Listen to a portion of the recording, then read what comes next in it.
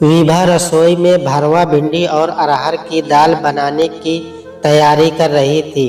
भरवा भिंडी उसके बेटे तपन को पसंद थी और अरहर की दाल की शौकीन उसकी बहू सुषमा थी। इसलिए सुषमा के लाख मना करने पर भी वह रसोई में आ ही गई। सुषमा और तपन को अपने एक मित्र के बेटे के जन्मदिन की पार्टी में जाना था और उसके लिए उपहार भी खरीदना था, सो दोनों घर से जल्दी निकल पड़े। जाते जाते सुषमा बोली, माँ जी ज्यादा काम मत कीजिए, थोड़ा आराम भी कीजिए। विभा ने मुस्कुराकर सिर हिला दिया और उनके जाते ही दरवाज़ा बंद कर दोबारा अपने काम में लग गई। जल्दी ही उसने सब कुछ बना लिया। दाल में छौंक भर लगाना बाकी था। कुछ थकान महसूस हुई तो उसने कॉफ़ी बनाने के लिए पानी उबलने रख दिया। तभी दरवाजे की घंटी बजी।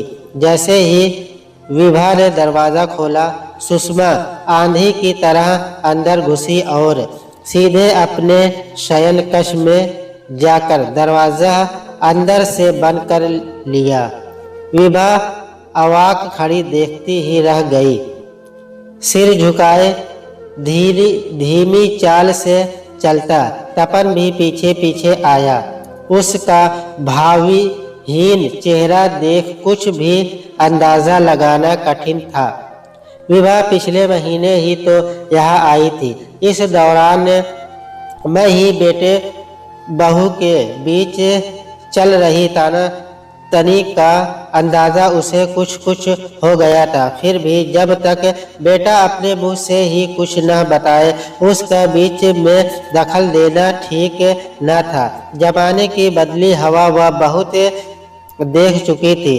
फिर भी न जाने क्यों इस समय उसका मन न माना और वह सोफे पर बैठे सिगरेट फूंक रहे तपन के पास से जा बैठी। तपन ने सिगरेट बुझा दी तो विभा ने पूछा, सुषमा को क्या हुआ है? कुछ भी नहीं, वह झल्ला कर बोला। कोई नई बात तो है नहीं, वह तो मैं देख ही रही हूँ, इसलिए आज पूछ बैठी। यह रोज रोज की खींचतान अच्छी नहीं बेटा। अभी तुम्हारे विवाह को समय ही कितना हुआ है। अभी से दायंत जीवन में दरार पड़ जाएगी तो आगे क्या होगा? विभा चिंतित सी बोली, यह सब तुम मुझे समझाने के बजाय उसे क्यों नहीं समझाती माँ? कहकर तपन उठकर बाहर चला गया। जाते जाते क्रोध में दरवाज़ा भी जोर से ही बंद किया। विभा परेशान हो उठी कि तपन को क्या होता जा रहा है। बड़ी मुश्किल से तो वे लोग उसकी रुचि के अनुसार लड़की ढूंढ पाए थे। उसने तमाम गुणों की लिस्ट बना दी थी कि लड़की सुंदर हो, खूब पढ़ी लिखी हो, घर भी संभाल सके और उसके साथ ऊंची सोसाइटी में उठ बैठ भी सके, फूहड़पन बिल्कुल न हो, आदि कुछ सोचते हुए विभा फिर रसोई में चली गई। कॉफ़ी का पानी खौल चुका था। उसने 3 प्यालों में कॉफ़ी बना ली। बाथरूम में पानी गिरने की आवाज़ से वह समझ गई कि सुषमा मुंह धो रही होगी, सो उसने आवाज़ लगाई, सुषमा आओ कॉफ़ी पी लो। आई माँ जी, और सुषमा मुंह पोंछते पोंछते ही बाहर आ गई। कॉफ़ी का कप उससे पकड़ते विभा ने उसकी सूजी आंखें देखी तो पूछा, क्या हुआ था बेटी? सुषमा सोचने लगी। पिछले पूरे 1 महीने से माँ उनके व तपन के झगड़े में हमेशा खामोश ही रही। कभी कभी सुषमा को क्रोध भी आता था कि क्या माँ को तपन से यह कहना नहीं चाहिए कि इस तरह अपनी पत्नी से झगड़ना उचित नहीं। बताओ न बेटी, क्या बात है? विभा का प्यार भरा स्वर दोबारा कानों में गूंजा तो सुषमा की आंखें छलछला उठी। वह धीरे से बोली, बात सिर्फ यह है कि इन्हें मुझ पर विश्वास नहीं है। यह कैसी बात कर रही हो? विभा बेचैनी से बोली। पति अपनी पत्नी पर विश्वास न करे, ये कहीं हो सकता है? भला ये आप उनसे क्यों नहीं पूछती जो भरी पार्टी में किसी दूसरे पुरुष से मुझे बातें करते देख ही बौखला उठते हैं और फिर किसी न किसी बहाने से बीच पार्टी से ही मुझे उठा कर ले आते हैं। भले ही मैं आना न चाहूँ, मैं क्या बच्ची हूँ जो अपना भला बुरा नहीं समझती? विभा की समझ में बहुत कुछ आ रहा था। तस्वीर का एक रुख साफ हो चुका था।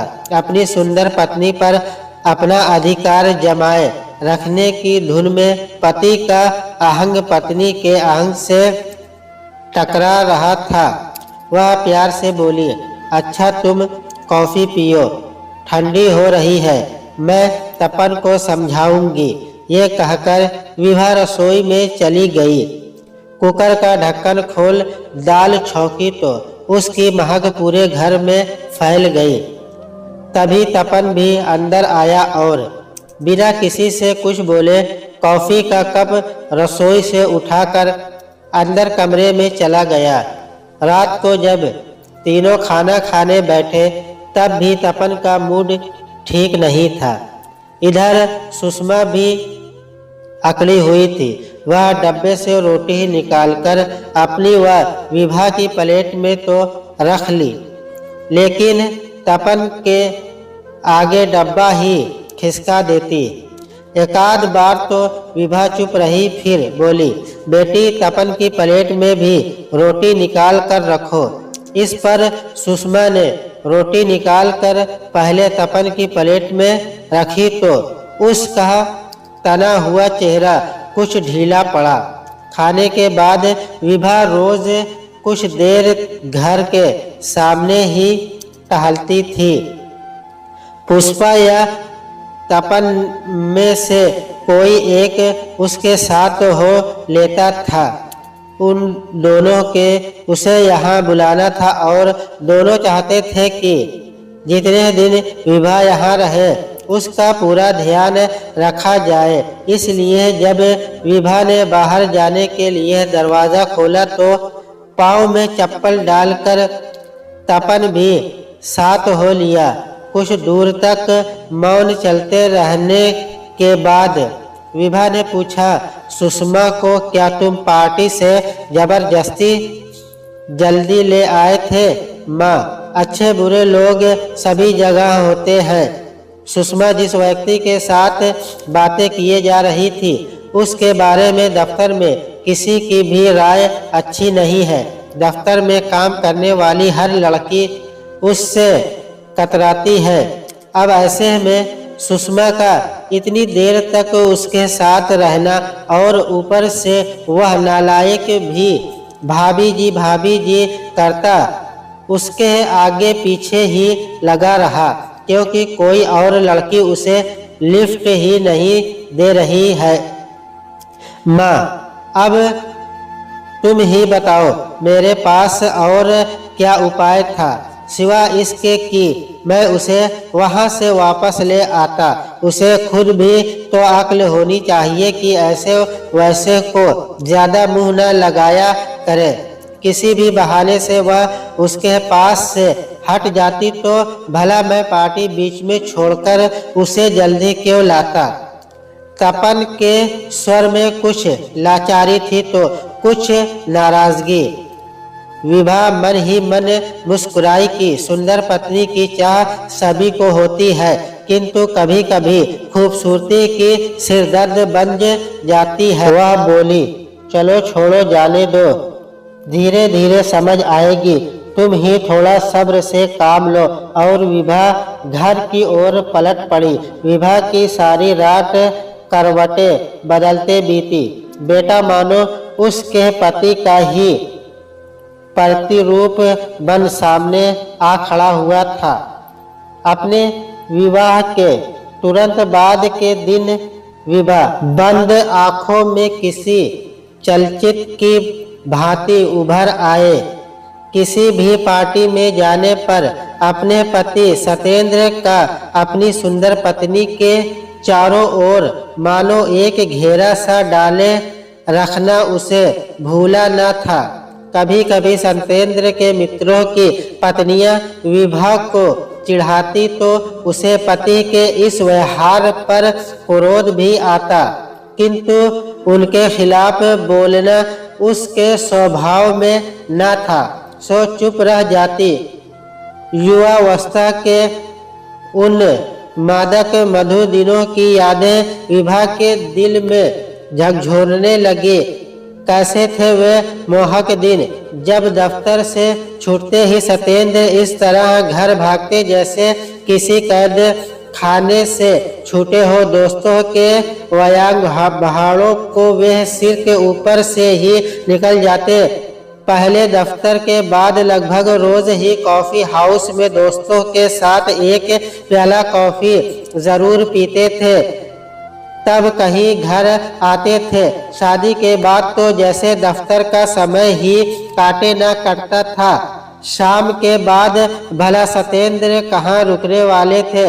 दोस्तों के हंसने की जरा भी परवाह किए बिना अपनी छोटी सी पुरानी गाड़ी में बैठकर सीधे घर भागते। लेकिन दोस्त भी कच्चे खिलाड़ी न थे। कभी कभी दो चार इकट्ठे मिलकर मोर्चा बांध देते और उनसे पहले ही उनकी गाड़ी के पास आ खड़े होते। तभी कोई कहता, यार बोर हो गए कॉफी हाउस की कॉफी पी पी कर, आज तो भाभी जी के हाथ की कॉफी पीनी है। इससे पहले कि सत्येंद्र हाँ या ना कहे, सब के सब गाड़ी में चढ़कर बैठ जाते। इधर विभा रोज ही शाम को पति के आने के समय विशेष रूप से बरसवर कर तैयार रहती थी।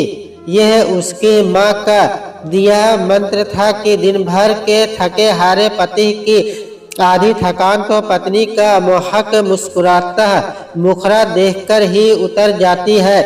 जब सत्येंद्र मित्रों को लिए घर पहुंचता और वे सब उनकी पत्नी सजी धजी पत्नी को भाभी जी कहकर घेर लेते तो वह अलग मथल कुर्सी पर जा बैठता। मित्र भी तो कम शरारती न थे। सत्येंद्र के मनोभाव को समझकर भी अनजान बने रहते।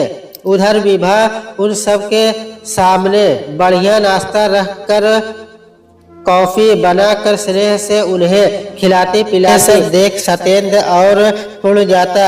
विभा स्थिति की नजाकत समझती थी और अब तक वह सत्येंद्र के स्वभाव को अच्छी तरह जान भी चुकी थी। इसलिए वह उनके मित्रों को जल्दी जल्दी खिला पिला कर विदा करने की कोशिश करती।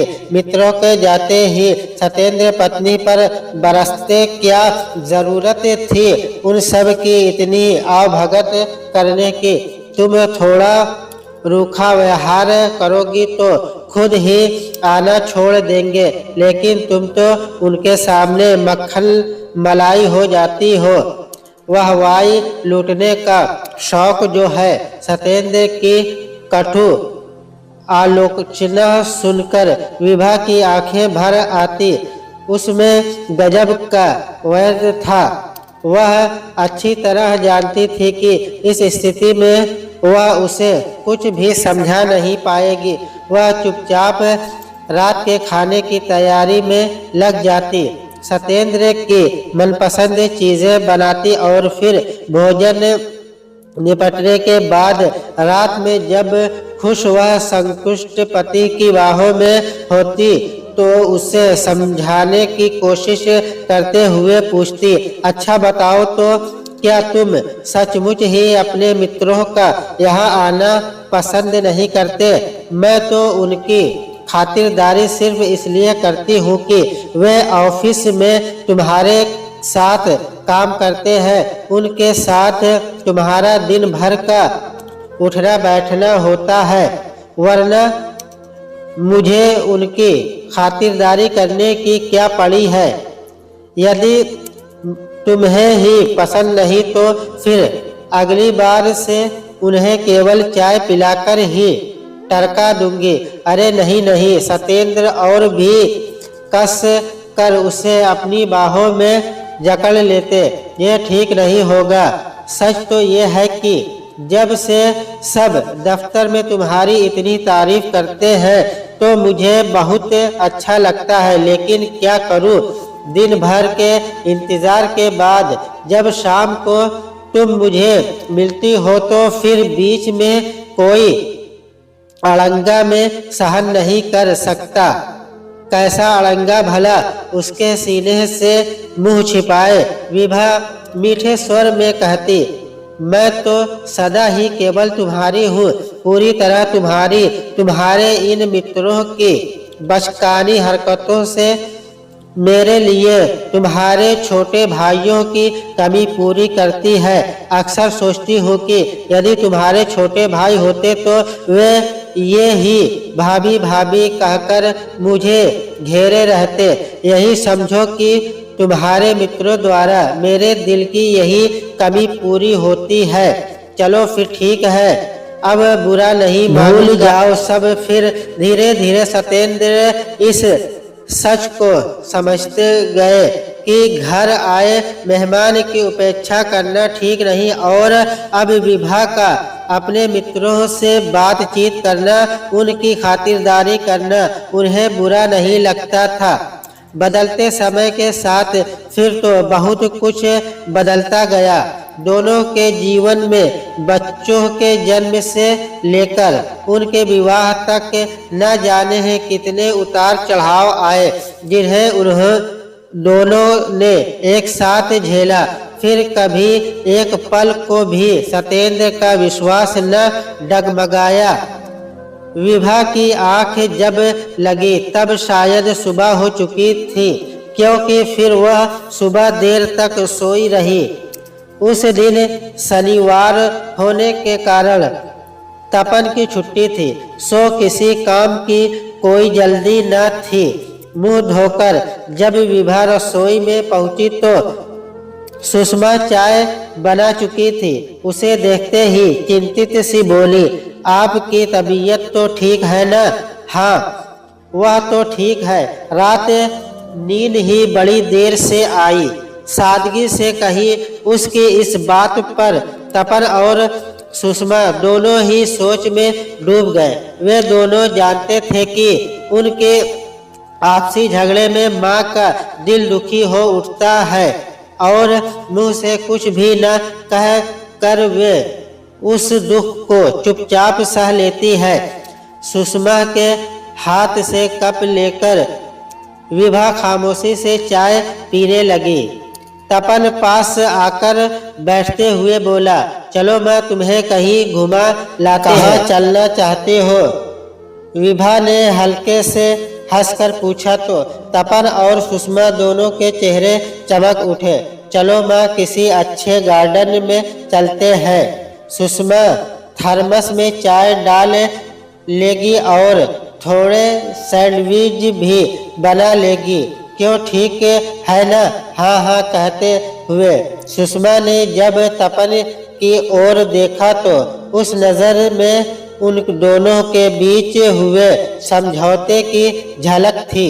विभा का चिंतित मन यह देख खुश हो गया। नवंबर की धूप में गार्डन फूलों से लहलहा रहा था। शनिवार की छुट्टी होने के कारण अपने छोटे बच्चों को साथ लेकर आए बहुत से युवा जोड़े वहां घूम रहे थे। दिल्ली शहर के छोटे मकानों से में रहने वाले मध्यम परिवारों के बच्चे खुली हवा के लिए तरसते रहते हैं। अब इस समय यहाँ मैदान में बड़ी ही मस्ती से हल्ला मचाने एक दूसरे के पीछे भाग रहे थे। बच्चों की इस खुशी का रंग उनके माता पिता के चेहरों पर भी झलक रहा था। विभा का मन भी यहाँ की रौनक में डूबकर हल्का हो उठा। सबसे बड़ी बात तो यह थी कि तपन और सुषमा के बीच कल वाला तनाव खत्म हो गया था और वे दोनों सहज होकर आपस में बातें कर रहे थे। एक तरफ पेड़ की छाया में साफ जगह देखकर सुषमा ने दरी बिछा दी। ठंडी बियर में फूलों की महक घुली थी। विभा को यह सब आनंद दे रहा था। दरी पर बैठी वह मन ही मन सोच रही थी कि आने वाले दिनों में शायद तपन और सुषमा भी जब यहाँ आएंगे तो नन्हे हाथ उनकी उंगलियां थामे होंगे। यह सोचकर विभा का दिल एक सुखद एहसास से भीग उठा। अचानक सुषमा की आवाज से उसके विचार संगतता टूटी। माँ जी, ये चाय ले लीजिए। अचानक तपन बोला। सुषमा, वह देखो, उधर शंकर और सविता बैठे हैं, चलो मिलकर आते हैं। तुम हो, आओ, मैं यहाँ माँ जी के साथ ही बैठूंगी। ठीक है, कहकर तपन उधर चला गया। विभा ने एक गहरी नजर सुषमा पर डाली, जो घुटने पर सिर रखे चुप बैठी थी।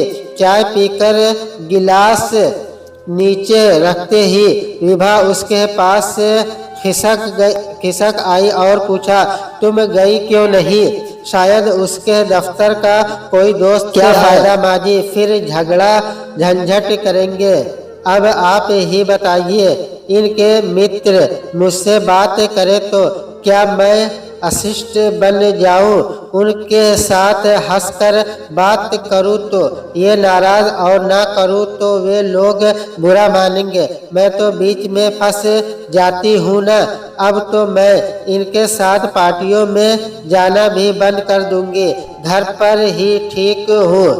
विभा कुछ देर उसके खूबसूरत चेहरे को देखती रही, जहाँ एक आहत सी अहंग भावना की परछाई थी।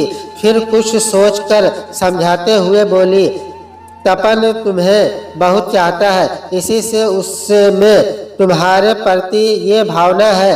पति के दिल की एक क्षण स्वामिनी होना तो बड़े स्वर्ग की बात है। वह तो ठीक है। सुषमा का चेहरा शर्म से लाल हो गया।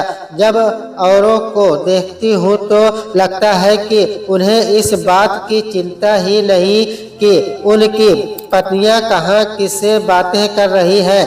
तब तो तुम यह भी देखती होगी कि वही लोग कभी कभी शराब के नशे में डूबे उनसे गलत व्यवहार भी करते होंगे।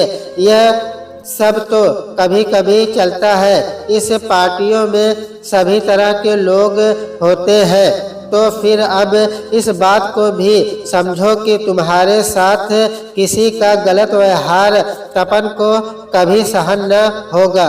विवाहित जीवन में पति का अंकुश पत्नी पर और पत्नी का अंकुश पति पर होना बहुत जरूरी है। यही एक सफल दाम्पत्य जीवन का मंत्र है। यहाँ पति पत्नी दोनों एक दूसरे को गलत कामों के लिए रोक सकते हैं, एक दूसरे को सही राह दिखा सकते हैं, किंतु इसके लिए विश्वास की मजबूत नींव जरूरी है, जिसमें एक दूसरे के इस टोकने को गलत न समझा जाए, बल्कि उसके मूल में छिपी सही विचारधारा को समझा जाए।